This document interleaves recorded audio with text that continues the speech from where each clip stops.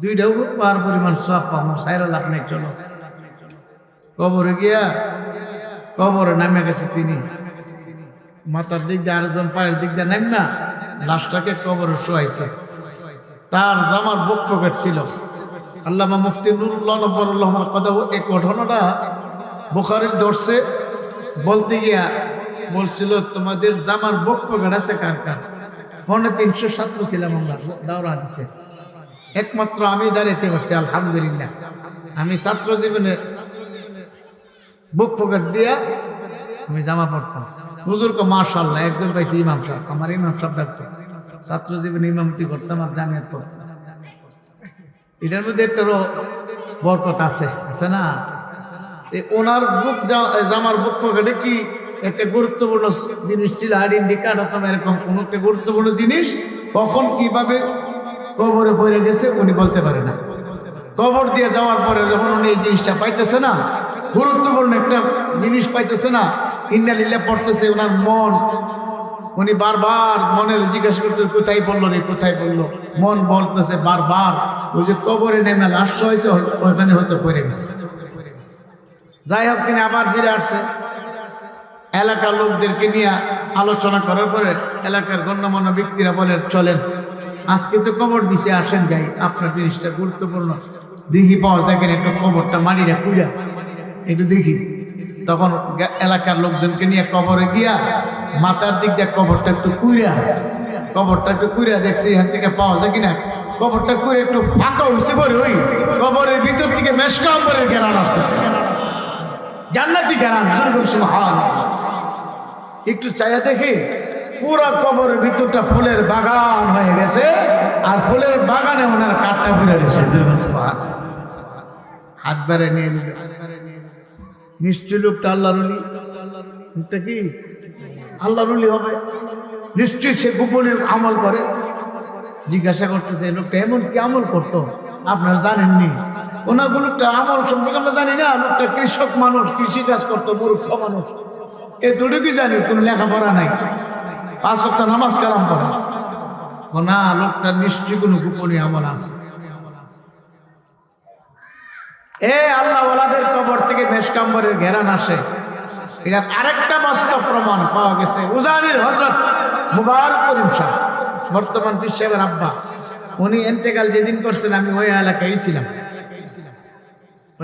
ছিলাম। আমি দৌড়াইয়া কবরটা পাই করে গেছি, গিয়ে লাশটা দেখছি কবরে গিয়ে আল্লাহর রহমতে কবর করার কাজও শরীর বিতারছে।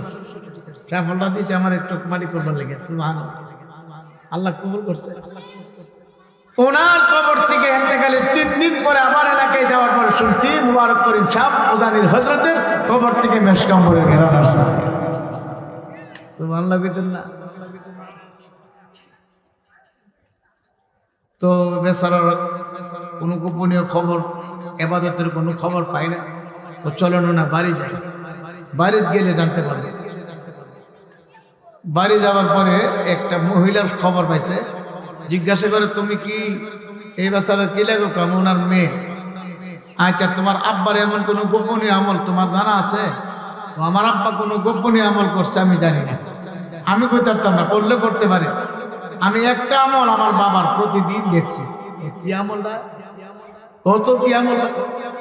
আমার বাবা প্রতিদিন ফজর নামাজ পড়া এই যে থাকের উপরে কোরআন শরীফ আছে, এই কোরআন শরীফ থাকের থেকে নামাইতো, নামায়া কোরআন শরীফের গিলাপ খান খুললা বুকে জড়াইতো, চুমু দিত, আর কোরআন শরীফ খুললা আয়াতের উপরে আঙ্গুল ঘুরাইতে বলতো হাযা কালামু রাব্বি, হাযা কালামু রাব্বি। এই যে আমার মাওলার কালাম, এই যে আমার মাওলার কালাম। এরকম ভাবে কালাম কালাম বলতেন আর চোখের পানি ছাড়তেন। আর কিছুদিন পর পর বলতে মা গো আমি মাওলায় পাকের কালাম কোরআনুল কারীম খতম করছে, দোয়া করো। আমি বলতাম আব্বাজান আপনি তো কোরআন শরীফ পড়তেই জানেন না, খতম করেন কিভাবে? তখন আমার আব্বাজান বলতো মা আমি কোরআন তালাওয়াত করতে জানি না, কথা ঠিক। কোরআনুল কারীমের আয়াতের উপরে আঙ্গুল ঘুরায় ঘুরায়, লাইনে লাইনে আঙ্গুল ঘুরায় ঘুরায় পৃষ্ঠা শেষ করে উল্টায় উল্টায় আবার অপর পৃষ্ঠা আঙ্গুল ঘুরায় ঘুরে পৃষ্ঠা শেষ করতাম। এরকম শুরু থেকে শেষ পর্যন্ত করতে করতে কোরআনুল কারীমকে আমি খতম করি। ওই পুলিশের লোক বুঝতে পারলো, মা গো আমি বুঝতে পারছি তোমার বাবার কবরকে মাওলার জান্নাতের বাগান কেন বানাইলো। আমার মাওলার কোরআনকে মহব্বত করার কারণে, ভালোবাসার কারণে, আমার মাওলার কোরআনকে গলার মধ্যে বুকের মধ্যে ধারণ করার কারণে আমার মালিক তোমার আব্বার উপর রাজি আর খুশি। যেরকম সুবহানাল্লাহ। হে কালীগঞ্জের ভাইয়েরা, হে আমার মুরব্বী বাবারা, যুবক বাবারা, পর্দা আর মা বোনেরা, আমার মালিক এই কোরআনুল কারীম আমাদের জন্য আল্লাহু আকবার সহজ করিয়া দিছে। ওয়ালাকাদ ইয়াসসারনাল কোরআনা, আমার মাওলা বলে কোরআনকে আমি সহজ করিয়া দিলাম। যদি কোরআন সহজ না করত তাহলে কেউ কোরআন মুখস্থ করতে পারত না। বাবারে, পৃথিবীর কোন কিতাব কেউ মুখস্থ করছে এমন নজির কিন্তু বাবারে অনেক বেরল। আজান এমন নজির পাওয়া কঠিন, কিন্তু বাংলাদেশের ভিতরে লক্ষ লক্ষ হাফেজে কোরআন আছে যারা কোরআন মুখস্থ করছে। যেরকম সুবহানাল্লাহ। কিন্তু বাবারে আল্লাহ পাকের ফজলে বাংলাদেশের ভিতরে কোরআনুল কারীমের কারণে বারবার বারবার চ্যাম্পিয়ন হয়েছে। কিন্তু রাজনৈতিক দলেরা রাজনীতি করতে যায় এ বাংলাদেশকে পৃথিবীর মানচিত্রের মধ্যে বারবার দুর্নীতিতে চ্যাম্পিয়ন করছে। কথা ঠিক না বেঠিক? বাবারে 5 বার 7 বার দুর্নীতিতে চ্যাম্পিয়ন করছে বাংলাদেশের এবং পৃথিবীর মধ্যে। কিন্তু একমাত্র কোরআনুল কারীমের খাতিরে বিশ্বের ভিতরে বারবার 1 নম্বর স্থান অধিকার করে কোরআনুল কারীমের হাফেজ সাহেবগণ। কথা ঠিক না? বাবারে গত 1 মাস হবে না, বোধ আরো কম হইবে, আপনাদের সরল আশুগঞ্জ থেকে এমপি প্রার্থী শেখ নেসারউদ্দিন নাসিরি হাত পাকা প্রতীক নিয়ে যিনি নির্বাচন করতে আছেন, এনার একটা ছাত্র 70টা রাষ্ট্রের মধ্যে মিশরে হেফজ প্রতিযোগিতা করিয়া 1 নম্বর স্থান অধিকার করছে।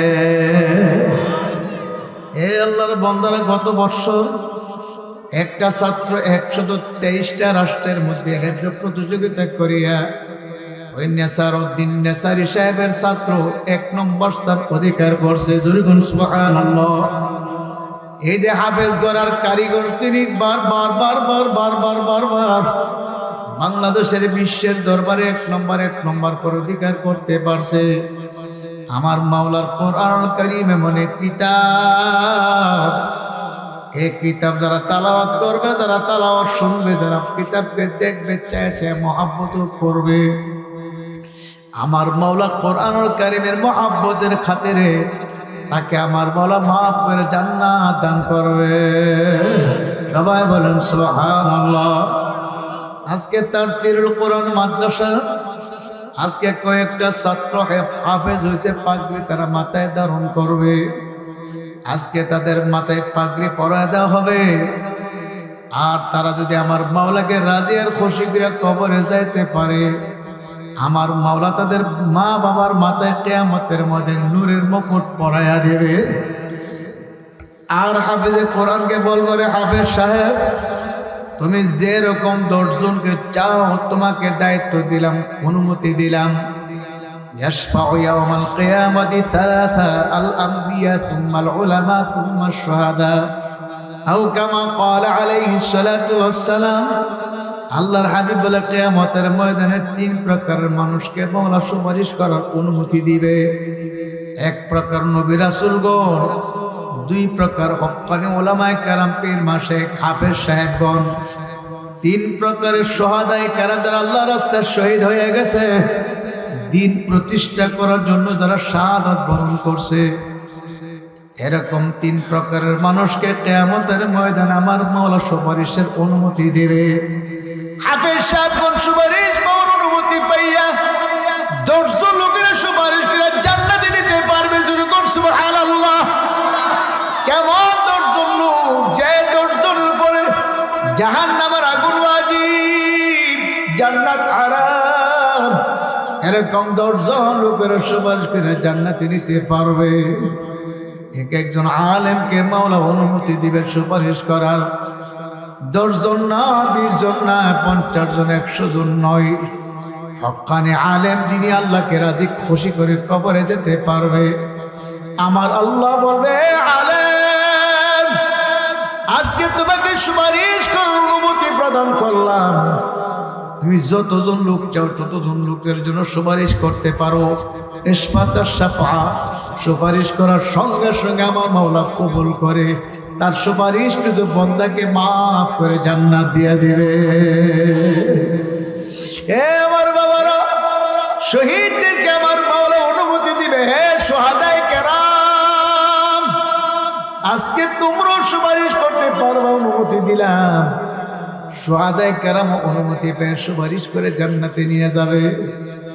এই কোরআনুল কারীম অনেক কিতাব, এই কোরআন যারা তেলাওয়াত করে, আল্লাহ আমার মাওলা কোরআন তেলাওয়াতের কারণে রহমত বৃষ্টির নিবর্ষণ করে। যখন সুবহানাল্লাহ, আমরা রাতে ঘুমায় থাকি, শেষ রাতে ঘুম থেকে উঠতে পারি না, নাক ডাকা ঘুমাই। আর হেফজখানার ছাত্ররা ঘুমাই না, রাত্র যখন শেষ ভাগ হয়ে যায়, ফজর আযানের আগে আগে ঘুম থেকে উঠিয়া উযু ইস্তেঞ্জা করিয়া জলদি করে উযু করিয়া আমার মাওলার কোরআন তেলাওয়াতে বসিয়া যাই। হে বাবা, ঠান্ডা শীতের মধ্যে আমি আর আপনি গরম পানি দিয়ে উযু করি। হেফজখানা ছাত্রদেরকে কে গরম পানি করিয়া দিবে? মাও তো নাই সাথে, বাবাও তো নাই সাথে। মা বাবা বাড়ি ঘুমাই আর সন্তান মাদ্রাসায় ঘুমাই। আরে টাঙ্কির পানি যে কত ঠান্ডা, এই ঠান্ডা পানি দিয়ে ছাত্র উযু করিয়া শেষ রাতে ঘুম থেকে উঠিয়া উযু করি।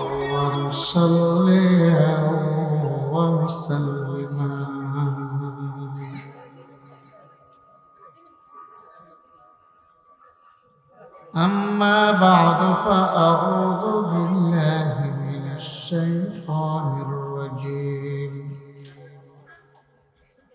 بسم الله الرحمن الرحيم. يا أيها الذين آمنوا صلوا عليه وسلموا تسليما.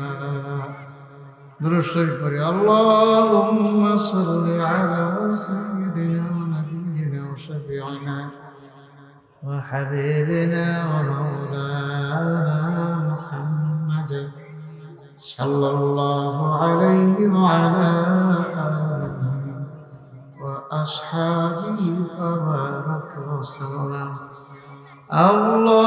اللهم صل على سيدنا ونبينا وشفيعنا وحبيبنا ومولانا محمد صلى الله عليه وعلى آله وأصحابه وبارك وسلم.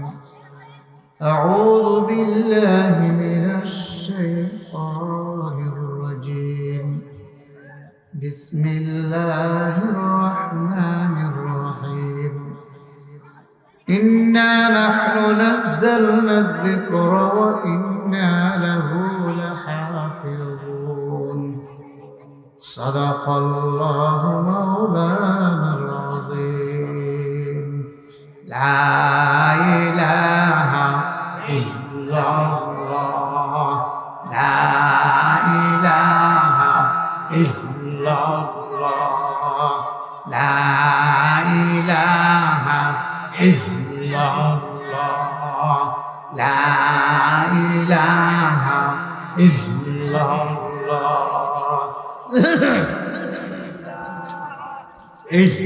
ইল্লাল্লাহ লা ইলাহা ইল্লাল্লাহ লা ইলাহা ইল্লাল্লাহ লা ইলাহা ইল্লাল্লাহ লা ইলাহা ইল্লাল্লাহ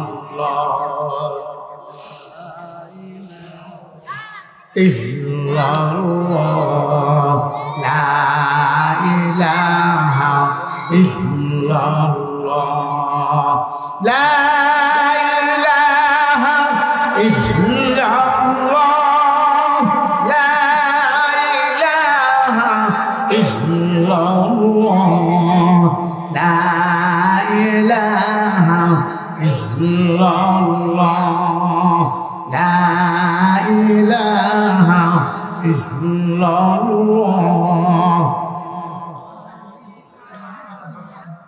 la ilaha illallah Muhammadur Rasulullah Tartilul Quran Ashrafia মাদ্রাসার হাফেজ ছাত্রদের দস্তরবন্দি উপলক্ষে 10তম বার্ষিক ইসলামী মহাসম্মেলনের সম্মানিত সভাপতি সহ সভাপতি মণ্ডলী, আজকের প্রধান আলোচক প্রখ্যাত আলিম দ্বীন পীর কামেল হযরত মাওলানা মুফতি ইব্রাহিম খলিল সাহেব দামাত বরকাতুম, হযরত মাওলানা মুফতি আব্দুল গফফার মুহাম্মদী সাহেব দামাত বরকাতুম সহ হযরত উলামায়ে কেরাম, মুরব্বিয়ানে আযম, প্রাণপ্রিয় যুবক ভাইয়েরা, স্নেহের ছোট ভাইয়েরা, পর্দার অন্তরালে অবস্থানরত মা ও বোনেরা, আল্লাহ রাব্বুল আলামিনের দরবারে লাখ কোটি শুকর যে মহান রব্বুল আলামিন ফিতনা ফাসাদের যুগে দুনিয়াবি কাজকর্ম থেকে আপনাকে আমাকে অবসর করে বিরত রেখে এশার নামাজের পরের অধিবেশনে আমাদেরকে বসার তৌফিক দান করেছেন। শুকরিয়া তান সবাই জোরে সরে বলি আলহামদুলিল্লাহ।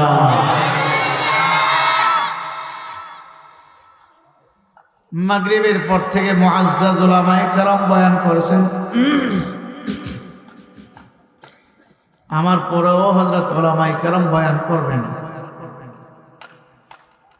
আমি সংক্ষিপ্ত সময়ে কিছু আলোচনা করে আপনাদের থেকে সাময়িকভাবে বিদায় নেব। সময় কম, কথা বেশি। ভূমিকা ছাড়াই আমার তালাওয়াতকৃত আয়াতের আলোকে কিছু কথা বলার চেষ্টা করব। বাকি আল্লাহ পাকের ইচ্ছা, ওয়া মা তাওফীকি ইল্লা বিল্লাহ। সবাই বলেন আমিন। রব্বুল আলামিন বলেন, ইন্না নাহনু নাযালনা যিকরা ওয়া ইন্না লাহু লাহাফিজুন।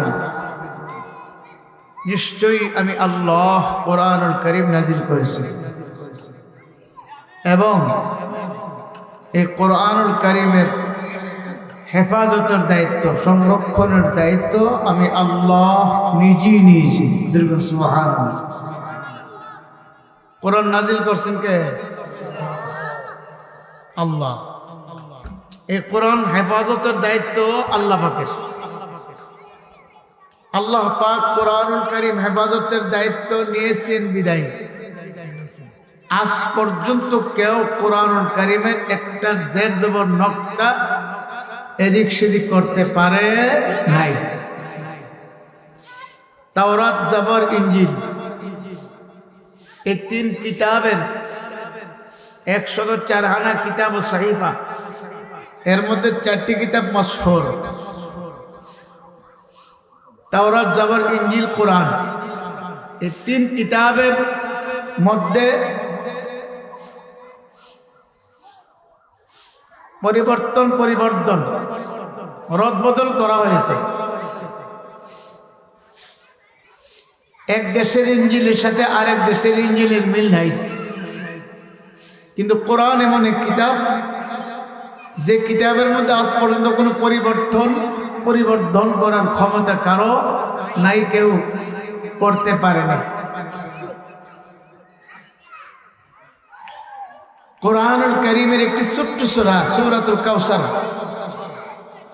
আল্লাহ চ্যালেঞ্জ করে দিলেন, তোমরা যদি পারো আমার ছোট্ট একটা সূরা সূরা কাউসারের মতো একটা সূরা বানিয়ে দেখাও। নবী মুহাম্মদুর রাসূলুল্লাহ সাল্লাল্লাহু আলাইহি ওয়াসাল্লাম যখন কোরআনের আলোচনা করেন, তখন তারা কাফেররা মক্কার তারা বলা বলি করতেছে যে এটা মুহাম্মদ নিজের থেকে বানিয়ে বলতেছে, যেরকম নাউজুবিল্লাহ। তো আল্লাহ তাআলা বললেন, আমার নবী বানায় বলতেছে না, আমার প্রদত্ত কোরআন, তোমরা যদি পারো আমার কোরআনের ছোট্ট একটা সূরার মধ্যে একটা সূরা বানিয়ে দেখাও। কিন্তু কেউ পারে নাই। কাফেররা মক্কার তৎকালীন বড় বড় দার্শনিক, আরবি সাহিত্যিক যারা অনার্গল আরবিতে কথা এবং আরবিতে কবিতা আবৃত্তি করতে পারেন, এদেরকে দিয়েও চেষ্টা করছেন, কিন্তু পারে নাই।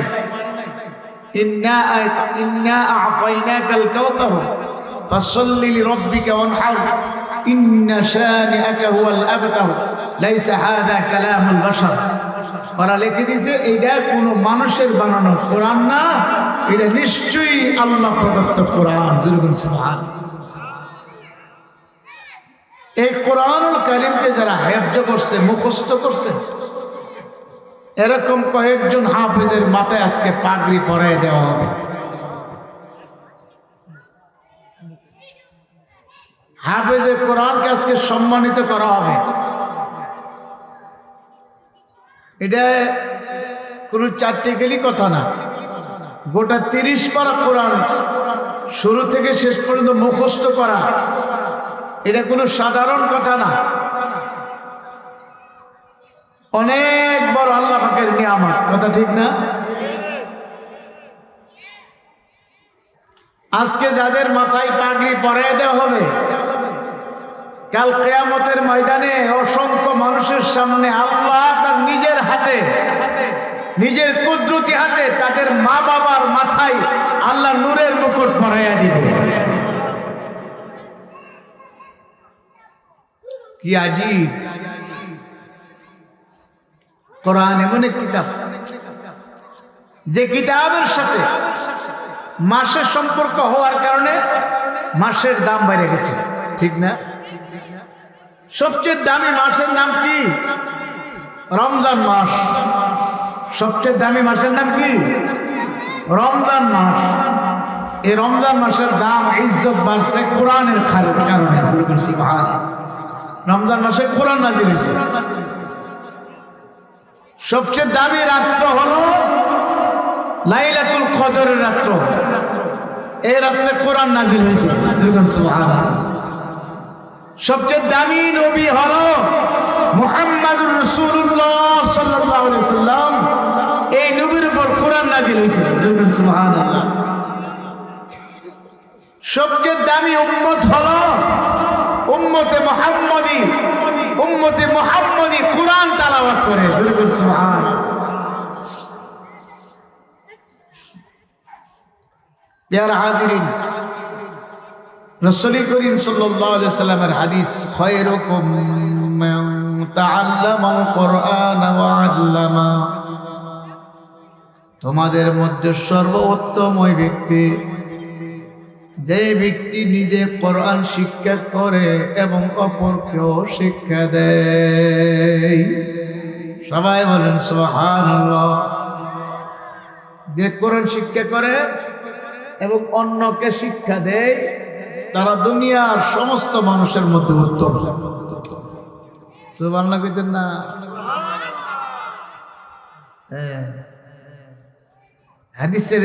হাদিসের ব্যাখ্যা করতে গিয়ে মুহাদ্দিসিনে কেরাম লেখেন, যারা কোরআন শিক্ষা করে এবং শিক্ষা দেয় তারা যেমন উত্তম, যারা কোরআন শিক্ষা করা এবং শিক্ষা দেওয়ার ব্যবস্থা করে দেয়, জায়গা দেয়, কোরআনের পাখিরা কোরআন পড়ার জন্য জায়গা দেয়, ঘর বানায় দেয়, টাকা দে, পয়সা দে, খাবার দে, চাউল দে, ডাউল দে, অন্ন দে, বস্ত্র দে, কাপড় বানিয়ে দে, ছাত্রদেরকে আহার দে, ছাত্রদের বিভিন্ন বিষয়ের উপর খোঁজ খবর রাখে, কোরআনের খেদমতের সহযোগিতা করে, বলে তারাও তাম দুনিয়ার মধ্যে উত্তম। সুবহানাল্লাহ। কোরআনকে মহব্বত করে, কোরআনকে মহব্বত করে, ভালোবাসে, তারাও তাম দুনিয়াতে উত্তম। কোরআনকে মহব্বত করলে কি হয়, তার একটা বাস্তব নমুনা, বাস্তব একটা আলোচনা আমার উস্তাদে মুহতারাম, হাজার হাজার আলেমের উস্তাদ আল্লামা মুফতি নুরুল্লাহ নব্বরাল্লাহু মারকাদাহু, ওনার জবানে একাধিকবার শুনছি। ইসলাহুল মুসলিমিনের জামাত নিয়ে আসলে হুজুর প্রায় এই আলোচনাটা শুনাইতেন। আজকে থেকে 200 বছর আগের ঘটনা। কয়শো বছর? 200 বছর আগের ঘটনা। দারুল উলুম দেওবন্দের এক বুজুর্গের সাথে এক পুলিশের সম্পর্ক। কার সম্পর্ক?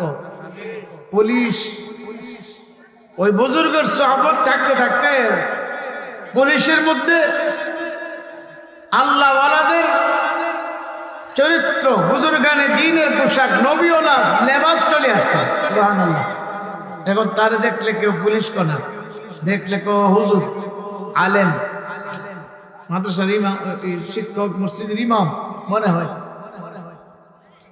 এরকম পুলিশ বিডিআর আছে না?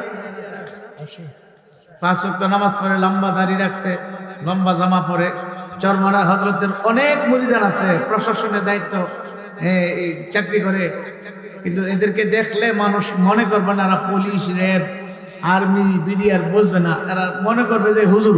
ঠিক না? সাহাবতে আহলুল্লাহর দ্বারা আল্লাহ তার লেবাস পরিবর্তন করে দিচ্ছে। সুবহানাল্লাহ। এই বাসারা অফিসে যাইতেছে, দেখে তোমরা কথা কইলে আমি বন্ধ করব, দেখে কিছু লোকজন একটা লাশ নিয়ে রাস্তার কিনারে বসে আছে। এই লাশটার জানাজা পড়াবার মতন কোন লোক নাই, কেউ জানাজার দোয়া কালাম পারে না। তো ওনারা যখন দেখতেছে উনি লম্বা জামা, টুপি, পাগড়ি পিন্দে যাইতেছে, তো ওনারা বলে হুজুর দাঁড়ান, আমাদের লাশের জানাজা পড়াই দেন। তো উনি চিন্তা করলো, বুজুর্গানে দ্বীনের মুখে শুনছি কোন মুসলমানের জানাজা অংশগ্রহণ করলে আল্লাহ তাআলা একটা উহুদ পাহাড় পরিমাণ সওয়াব দান করে। জানাজা